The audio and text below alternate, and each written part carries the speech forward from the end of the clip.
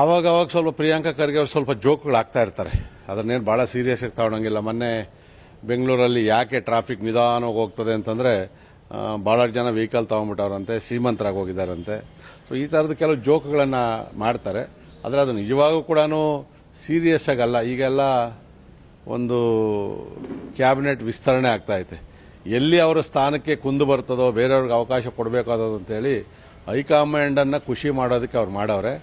RSS ಅನ್ನು ಮುಟ್ಟೋದಕ್ಕೆ ಅಷ್ಟು ಸುಲಭ ಅಲ್ಲ. ಸುಮ್ಮನೆ ಏನೋ ಪ್ರಚಾರಕ್ಕೋಸ್ಕರ ಅವ್ರು ಮಾಡ್ಬೋದು ಅತ್ಲ ಕಡೆಗೆ. ಒಂದ್ಸರಿ ನೀವು ಪ್ರಿಯಾಂಕಾ ಖರ್ಗೆ ಅವರೇ ಯಾವುದಾದ್ರೂ ಮಾತಾಡಬೇಕಾದ್ರೆ ಅದರ ಒಳಗಡೆ ಹೊಕ್ಕು ನೋಡಬೇಕು.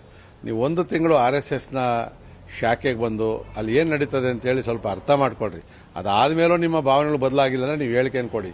ಭಾಳ ದೂರದಿಂದ ಅರ್ಶಿಣ ಕಾಮಾಲೆ ಕಣ್ಣಿಂದ ನೀವು RSS ಅನ್ನು ನೋಡ್ತಾ ಇದ್ದೀರಿ. ನಾವೆಲ್ಲ ಕೂಡ RSSನಲ್ಲಿ ಬಂದಿರತಕ್ಕಂಥವ್ರು. ದೇಶದ ಪ್ರಧಾನಿಯಿಂದ ಹಿಡಿದು ಭಾಳಷ್ಟು ಜನ RSSನಲ್ಲಿ ಇರ್ತಕ್ಕಂಥದ್ದು.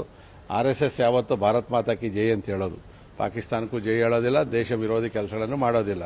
ಆದರೆ ನಿಮ್ಮ ಕಲಬುರಗಿಯಲ್ಲಿ ಪಾಕಿಸ್ತಾನಕ್ಕೆ ಜೈ ಎಂದವ್ರು ನೀವು ಬೆಂಬಲ ಕೊಡ್ತೀರಿ.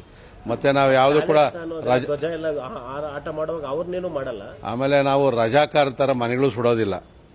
ರಜಾಕಾರರು ಹೈದರಾಬಾದಲ್ಲಿ ಹಿಂದೂಗಳ ಮನೆಗಳನ್ನು ಸುಟ್ಟರು, ಜಾತಿ ನೋಡದೆ ಸುಟ್ಟರು.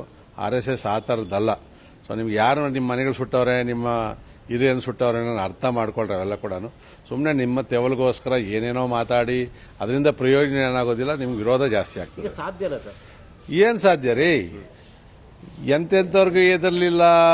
ಇಡೀ ಸರ್ಕಾರ ಕಾಂಗ್ರೆಸ್ದೇ ಇದ್ದಾಗೇನೆ ಮಾಡೋಕ್ಕಾಗಿಲ್ಲ, ಈಗ ಮಾಡೋಕ್ಕೆ ಸಾಧ್ಯ ಆಗ್ತದೆ. ಇವತ್ತೆಲ್ಲ ಕೋರ್ಟ್ಗಳಿದೆ. ಇವತ್ತೇನು ದೇಶದ್ರೋಹದ ಕೆಲಸ ಮಾಡಿರ್ತಕ್ಕಂಥದ್ದು ಏನು? ಅವ್ರು ಯಾರೋ ಇನ್ನೊಬ್ರು ಹೇಳ್ತಾರೆ ತಾಲಿಬಾನ್ ಅಂತೆ. ತಾಲಿಬಾನ್ಗೆ ಪ್ರಜಾಪ್ರಭುತ್ವದ ರೀತಿಯಲ್ಲಿ ಸಹಾಯ ಮಾಡಬೇಕು, ಅವ್ರು ಮಾನ್ಯತೆ ಕೊಡಬೇಕು ಅಂದ್ರೆ ನಿಮ್ಮ ಕಾಂಗ್ರೆಸ್ ನಾಯಕರುಗಳೇ ಈಗ ತಾಲಿಬಾನ್ ಬಗ್ಗೆ ಮಾತಾಡ್ತೀನಿ ನೀವೆಲ್ಲ ಕೂಡ. ಸೊ ಈ ಥರ ಬಾಯಿಗೆ ಬಂದಂಗೆ ಹೇಳೋದೇ ಅವ್ರು ತೆವಲಾಗ್ತದೆ. ಎಲ್ಲಿವರೆಗೂ ಇವ್ರ ಸರ್ಕಾರ ಇರೋರ್ಗು ಅಷ್ಟೇ. ಸರ್ಕಾರ ಒಂದ್ಸರಿ ಹೋಯ್ತು ಅಂದ್ರೆ ಬಾಯಿ ಮುಚ್ಕೊಂಡು ಸುಮ್ಮನೆ. ನೀವಿನ್ನು @ವಿಶ್ವಭಾರತಿ 24 ಚಾನಲ್ ನ ಸಬ್ಸ್ಕ್ರೈಬ್ ಮಾಡ್ಕೊಳ್ಳಿಲ್ಲ ಅಂದ್ರೆ ಸಬ್ಸ್ಕ್ರೈಬ್ ಮಾಡ್ಕೊಳ್ಳಿ. ನಮ್ಮ ವಿಡಿಯೋ ಕಂಟೆಂಟ್ ಇಷ್ಟ ಆದ್ರೆ ಲೈಕ್ ಮಾಡಿ, ಶೇರ್ ಮಾಡಿ.